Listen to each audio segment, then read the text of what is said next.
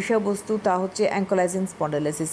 এই রোগে অনেকেই আক্রান্ত, অনেকে প্রশ্ন করে থাকেন যে এই আমাদের বডি মুভ করছে না, প্রথম অল্প ব্যথা ছিল, আস্তে আস্তে গোটা শরীরটাই স্টিফ হয়ে গেছে, কেন হচ্ছে, কি এই অ্যাঙ্কোলাইজিং স্পন্ডাইলিসিস, সব নিয়েই থাকবে আলোচনায়। যদিও আপনারা প্রশ্ন কিন্তু শুধু অ্যাঙ্কোলাইজিং নিয়ে নয়, অন্যান্য আরও বিভিন্ন রকম আর্থারাইটিসের পেইন থেকে শুরু করে যাবতীয় রোগ নিয়ে যেগুলো ক্রনিক হয়ে গিয়েছে ফোন করতে পারেন, কারণ আমাদের সঙ্গে রয়েছেন প্রখ্যাত চিকিৎসক ডক্টর অয়ন হালদার।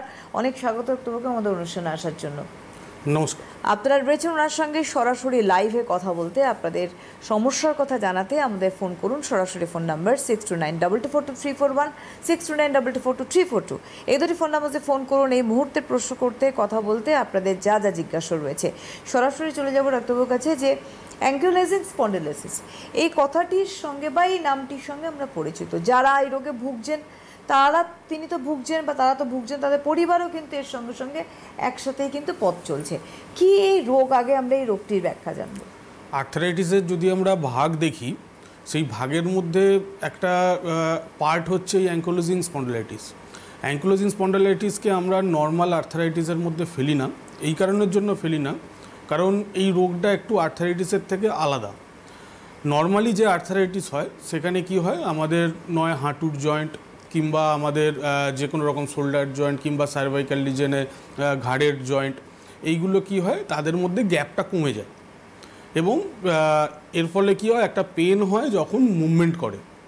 কিন্তু অ্যাঙ্কোলাইজিং স্পন্ডাইলাইটিস একটু আলাদা এই কারণে যে এইটা আমাদের টোটাল স্পাইনের ওপরে এফেক্ট করে, আমাদের যেটা মেরুদণ্ড সেইটার ওপরেতে এফেক্টটা হয় এবং কি হয়, আস্তে আস্তে মেরুদণ্ডটাকে পুরোপুরি স্টিফ করে দেয় যাতে সে পেশেন্ট একদম মুভমেন্ট করতে পারে না। কিন্তু যখন এটা স্টার্ট হয়, আমাদের যে লক্ষণগুলো দেখা যায় সেটা আমরা অনেক সময় কি করি, গুলিয়ে ফেলি যে লাম্বার স্পন্ডাইলাইটিস আর অ্যাঙ্কোলাইজিং স্পন্ডাইলাইটিসের মধ্যে। কারণ লাম্বার স্পন্ডাইলাইটিসেও আমাদের কোমরেতে ব্যথা হয় এবং আস্তে আস্তে সেই ব্যথা পায়ের দিকে নামে।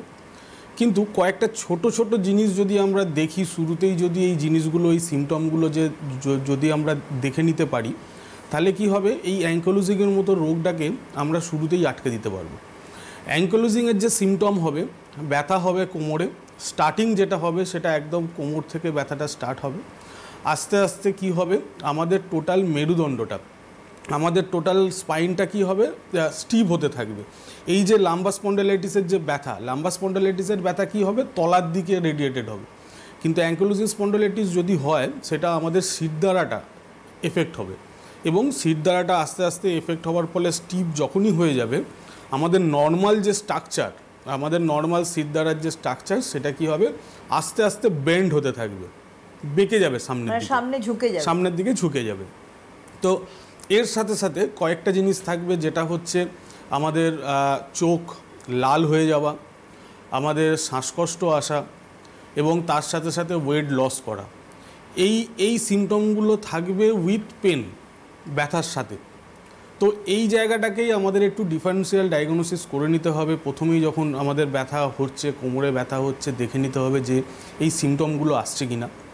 কারণ নর্মাল যদি লাম্বার স্পন্ডাইলাইটিস হয়, সেখানেতে স্টিফনেস ভাবটা আসবে না।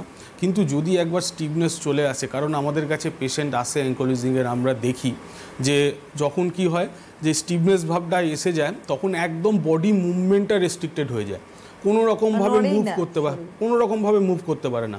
হাঁটতে গেলে সামনের দিকে ঝুঁকে যাচ্ছে, তার সাথে সাথে ব্যথা, মানে ব্যথার পরিমাণটা এত হয়, অনেক সময় দেখা গেছে যে অনেকে পেনকিলার, স্টেরয়েড এইগুলো নিয়েও কিন্তু ব্যথাকে কমাতে পারেনি। তো এই রোগটা সেই কারণেই আমরা নর্মাল আর্থারাইটিসের থেকে একটু আলাদা করি।